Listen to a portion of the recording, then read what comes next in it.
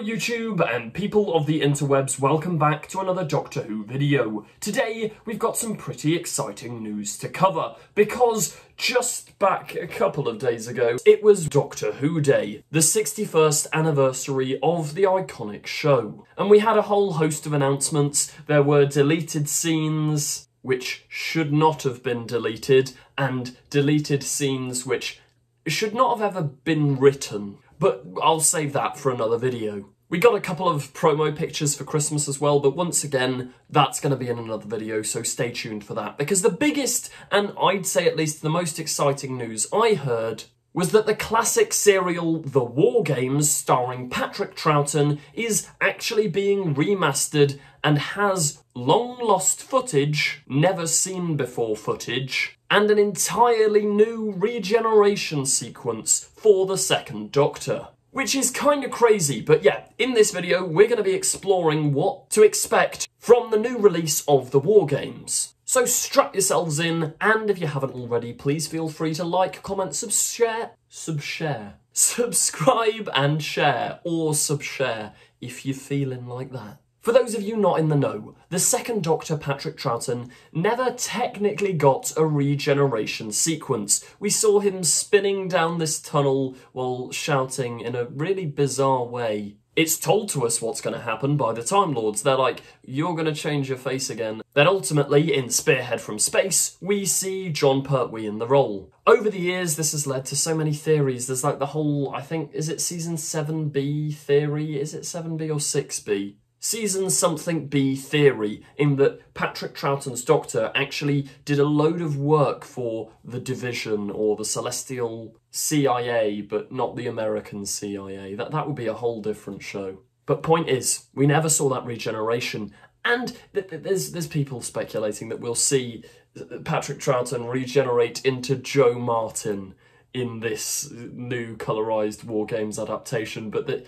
there's no way. I mean, I love the theory that the fugitive Doctor, because, I mean, it explains why she has her TARDIS, and if she's secretly working for the Time Lords and they're going to wipe her memory, I mean, it does make a lot of sense that the Joe Martin incarnation could actually come between the second and third Doctor. I would kind of be here for that, but there's no way the BBC would canonise that. The controversies that would cause. But then again, it is worth noting Joe Martin keeps hinting at Comic Cons and stuff that, like, you can go and just search her name into Twitter and find any of the stuff she said. She keeps hinting that she's filmed something with Ncuti and that maybe she's coming back. Now, she is doing Big Finish audio adventures, but who knows? I mean, I think it's incredibly unlikely to be here. Maybe she's coming back in the upcoming season or something like that. But yeah, I think we can rule that out. One of the big reasons for completely ruling that out is, one, in the trailer, we saw this shot of Patrick Troughton with the Golden Glow regeneration energy, which looks incredibly similar to this YouTube video, which, surely you've seen it. If you're a Doctor Who fan, you've got to have seen this fan-made regeneration. Anyway, the guy who made it actually tweeted out, well, it's nice to finally talk about this. I was contracted by Phil Collinson, who is the producer of the Whoniverse, earlier this year, and he said, we're working on a Colourised 90-minute War Games. Can we use your second Doctor regeneration? How could I possibly say no?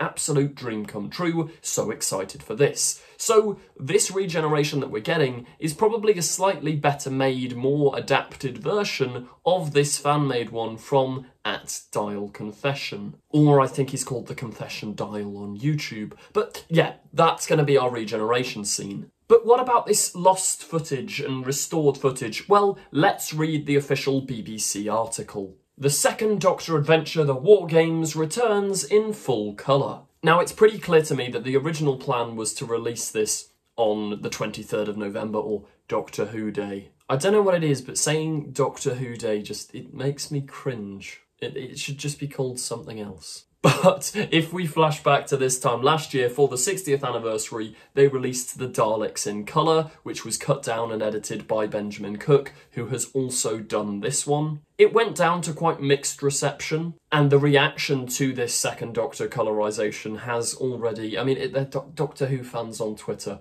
Why wouldn't they be complaining? So I think the plan from Russell... Well, he talks about it a little bit in this article, but I think the plan is every anniversary of Doctor Who to release a colorised version of a classic story, because his whole mission statement when coming to the Whoniverse was let's bring in a new generation, and I think they assume that the way to bring in a new generation is colorise old black and white stuff, give it a new score and cut it down. And I can't lie, I think probably that would work if you pick the right stories, which I think the War Games is.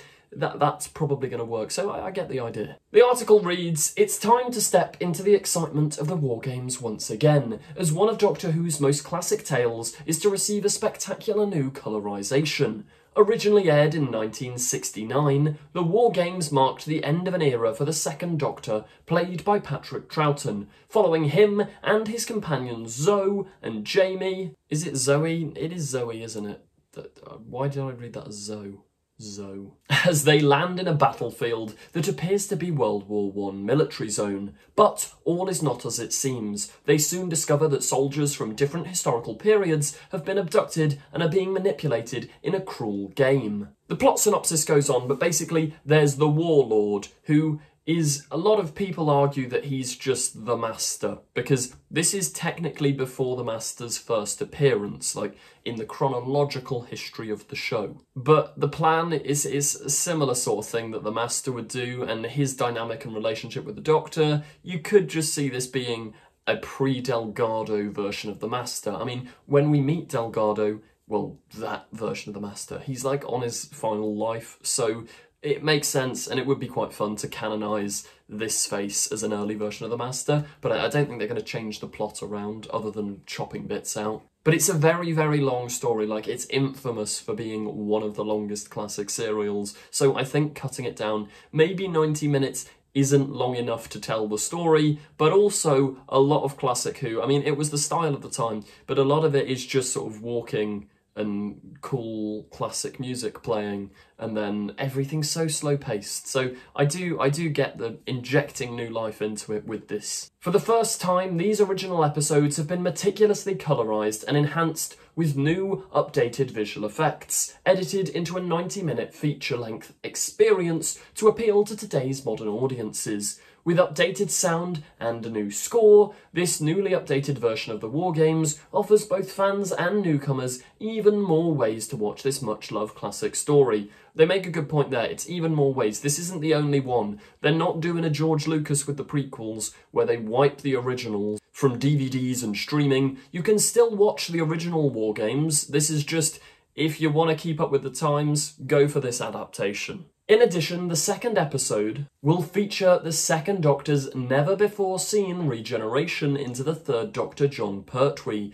alongside recovered footage not seen since the original broadcast. That is a really interesting thing to note there. Recovered footage not seen since the original broadcast. That's actual lost media. Like, I don't know where they found this. Maybe it was just in the BBC archives. But we're definitely getting something that we haven't seen since 1969. Now, before everybody gets too excited, I don't think there'll be additional scenes. Maybe there'll be 1 or 2 lines that were left on the cutting room floor or something, but I think it's just a massively up-resed version of the original story, or at least certain scenes. Because I think parts of this story were actually, like, the stuff on location was shot on film, and I think they may have the original bits of film, so they can make it look really nice and really jazz it up for the modern day. But who knows, maybe there will be a bit of additional material. The fact that we're getting an extra regeneration, I wouldn't put it past them to add a couple of new things in, just like how in the Daleks in Colour, they redid all the old Dalek lines. Showrunner Russell T Davies said, "From the day I arrived back on Doctor Who, this was the plan, to colorise old stories and bring them back to life. And on Doctor Who Day itself, It's great to announce this, celebrating the show's wonderful heritage with an all-time classic. It looks so vivid and new, and for fans of black and white, the story is still in its original form and will stay on BBC iPlayer. So everyone wins. And I think that's a very valid point. All the people complaining on Twitter about, you don't need this, we don't need this, just watch the black and white one. There's a whole generation of people that realistically aren't going to go back and watch the black and white story, including myself. Plot twist of the century, I have never finished the War Games. I have the DVD of it, and I started watching it years ago. But, lo and behold, it was too long, and I never got round to finishing it. But this time, I'm pretty sure I will. I will be introduced to this story for effectively the first time. I mean, I do know where it goes, and I have seen the final episode. But that's not the point. Russell says, I actually watched this transmit in 1969 at 6 years old, terrified of the Roman soldiers, fascinated by the villains with glinting spectacles, and in awe of the Doctor's brand new origin. Now fans of old can enjoy it all over again. As I've mentioned, they also released a little trailer, which does look very exciting, so I personally am very hyped for this. It's coming to iPlayer sometime in December, but as I say, I think it's clear this was originally supposed to broadcast on TV on November 23rd. But either way, you can catch it on iPlayer. Thank you very much for watching this video. As ever, if you did enjoy, please do remember to like, comment, subscribe and share. It really helps me out a lot. Echo's Destiny, our feature-length Doctor Who fan film, well, part 1 of Echo's Destiny is coming very, very soon. So make sure you hit that notification bell so you don't miss out. Thank you for watching and goodbye.